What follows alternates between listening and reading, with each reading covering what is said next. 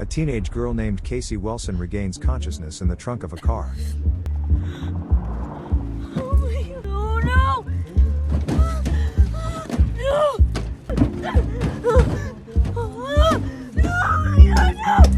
Fortunately, she discovers a phone in her pocket and promptly calls 911 for help.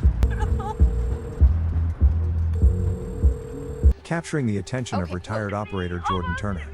Driven by a desire to rectify a past mistake that resulted in a loss of life, My name is Jordan, okay? I'm here to help you, Casey, okay? Jordan is determined to assist Casey. Can you see the tail lights? Sweetheart, is there any way you can kick that light out? You okay? Let me know when you've done it, okay? However, during the rescue attempt, the abductor becomes aware that she has contacted the police, escalating the danger of her situation. Michael, do not hurt that little girl. It's already done. The movie begins in a bustling emergency operations center. One of the dedicated operators, Jordan Turner, finds herself inundated with a flurry of urgent calls during her shift. Amidst the chaos, she shares light-hearted banter with her co-worker Flora, a moment of levity punctuated by the visit of two police officers, one of whom is her boyfriend, Paul. Stepping outside for a brief respite, Jordan invites Paul to spend the night at her home, cherishing the fleeting moments of normalcy in her demanding job. However, when Jordan returns from her break, the atmosphere shifts dramatically as she receives a distressing call from a young woman named Leah. Alone and terrified, Leah claims that an intruder is attempting to break into her home. As panic sets in, Jordan quickly dispatches police officers to the location pinpointed by Leah's phone GPS. While they race against time, Jordan instructs Leah to find a safe place to hide and lock herself in a room. Leah dashes upstairs, while Jordan devises a strategy to outsmart the intruder, who is now ascending the stairs. The intruder checks each room methodically until he spots a window slightly ajar, and Leah's shoes carelessly left on the floor below. Assuming Leah has fled, he bolts downstairs in pursuit, unaware that she is hiding beneath her bed. Suddenly, the call cuts off, sending Jordan into a frenzy. In a moment of desperation, she attempts to call Leah back, but the ringtone inadvertently reveals Leah's hiding spot to the intruder. He returns to the room, dragging Leah from her sanctuary under the bed and seizing her phone. Hearing the intruder's labored breathing, Jordan's voice trembles as she warns him to surrender and not harm Leah, assuring him that help is on the way. However, the intruder chillingly retorts that he has heard similar threats before. Just then, Jordan hears Leah's terrified scream as the call abruptly disconnects, plunging her into an abyss of fear and helplessness. Overwhelmed by the emotional turmoil of the situation, Jordan retreats to a quiet room to collect herself. Maddie, her supervisor, enters and calmly questions why Jordan redialed Leah's number, reminding her that the ringtone could expose Leah's location. Still reeling from the chaos, Jordan stammers in panic, repeating that she wasn't thinking before hurriedly exiting the room. The weight of the call lingers heavily on her mind, leading to a haunting nightmare that night, interrupted only by Paul's gentle knock on her door as he checks on her well-being. The following day, Jordan returns to work but carries an air of unease as she grapples with continuing her responsibilities. When she hears another caller screaming, her heart races with anxiety until she realizes that this situation is not as dire as she initially feared.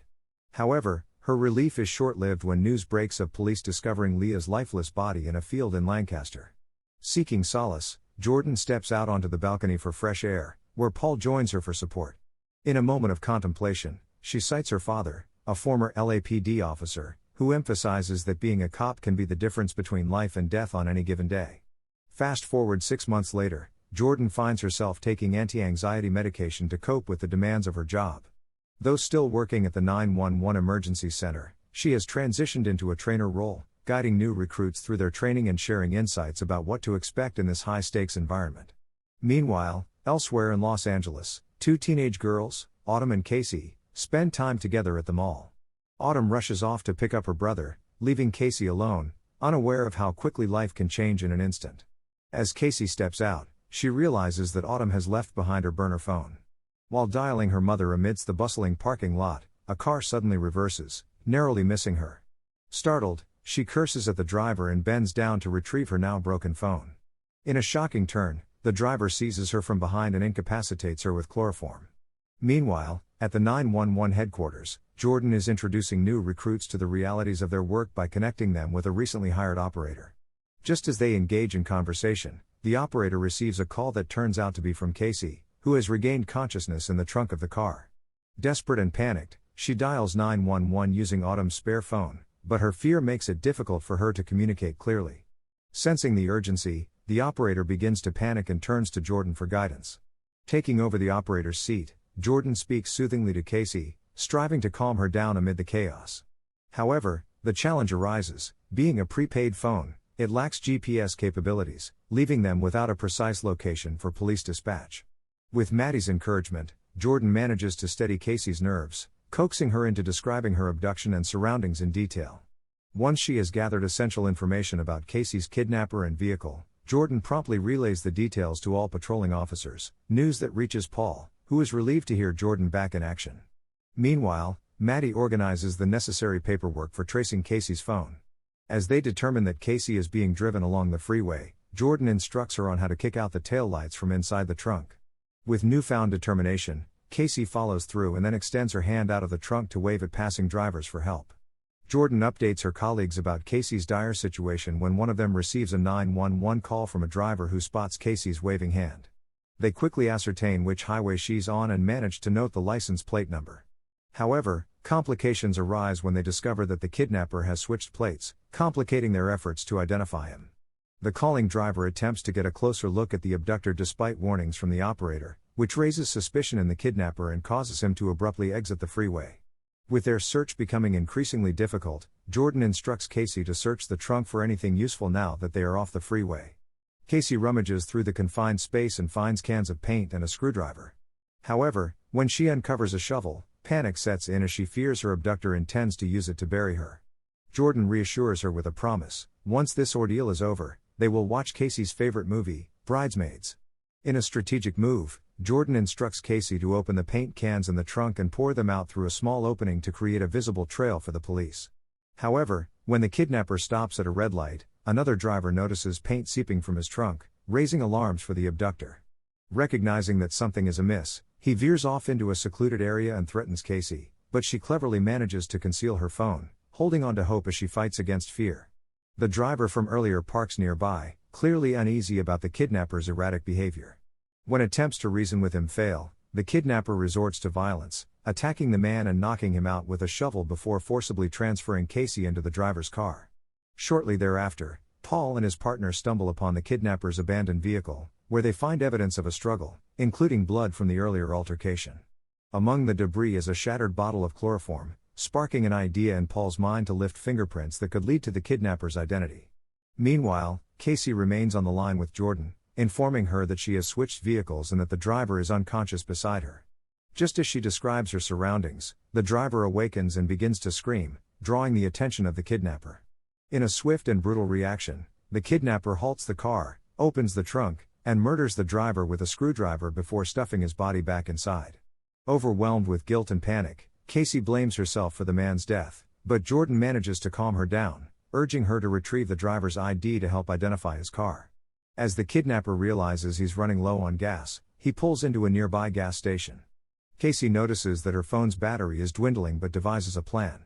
She climbs through to the back seat in an attempt to catch the attention of the clerk while the kidnapper is distracted at the pump.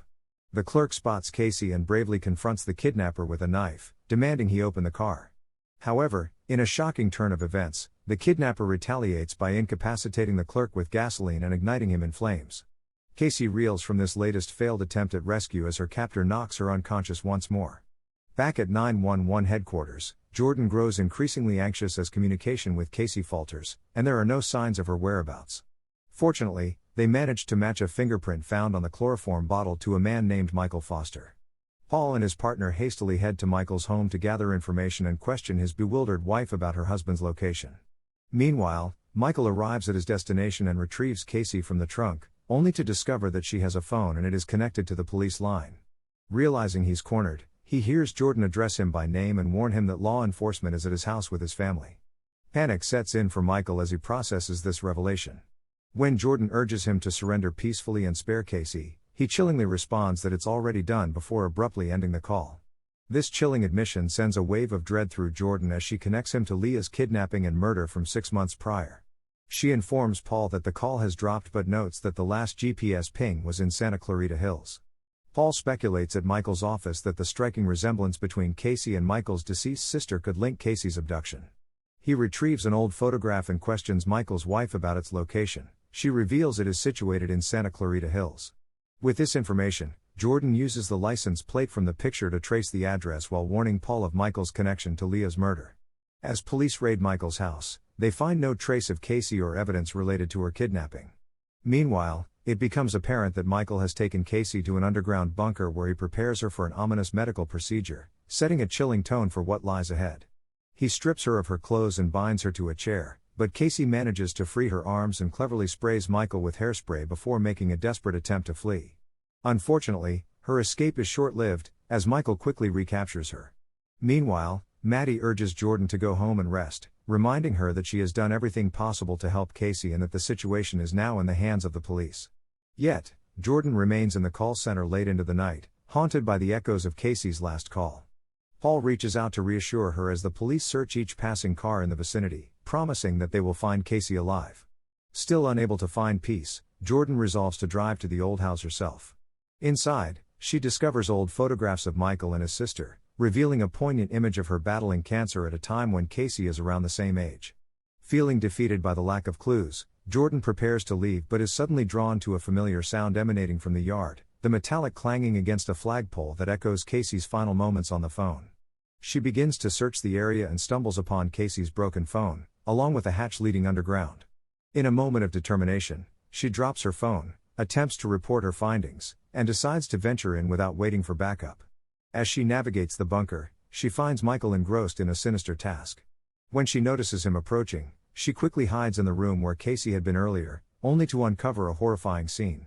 From behind an open closet door, Jordan watches in horror as Michael tenderly caresses what looks like a blonde wig resembling his sister's hair, blood still staining its edges, a chilling indication that it was taken from one of his victims. His disturbing behavior escalates when he encounters something that irritates him. He violently tosses the wig into a mini-fridge already filled with hair, signifying that he has claimed more lives than just Leah's. Michael then makes his way back to Casey, who is preparing helplessly for a gruesome surgical procedure. As she pleads for him to end her suffering, he chillingly insists that he cannot stop.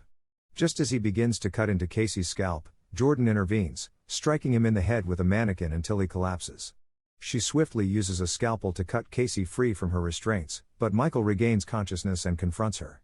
A fierce struggle ensues, culminating in him overpowering Jordan and submerging her in a tub of water until Casey manages to stab him in the face with a knife.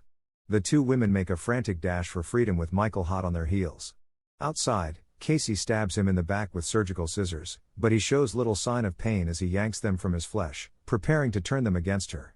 In a moment of bravery, Jordan kicks him toward the hatch, sending him tumbling unconscious to the bottom of the bunker. Finally feeling a glimmer of safety, Jordan prepares to call for backup. However, Casey stops her, revealing that she has another plan in mind. When Michael eventually awakens, he finds himself chained and restrained in the surgical seat within the bunker. The women resolve not to call the police. Instead, they choose to leave him bound in his chair and let him endure the consequences of his actions. They intend to tell law enforcement that Casey escaped and that Jordan found her in the woods, ensuring that Michael's fate is left in their hands. Thank you for watching. If you are new, don't forget to subscribe for more recaps until next time. Have a nice day.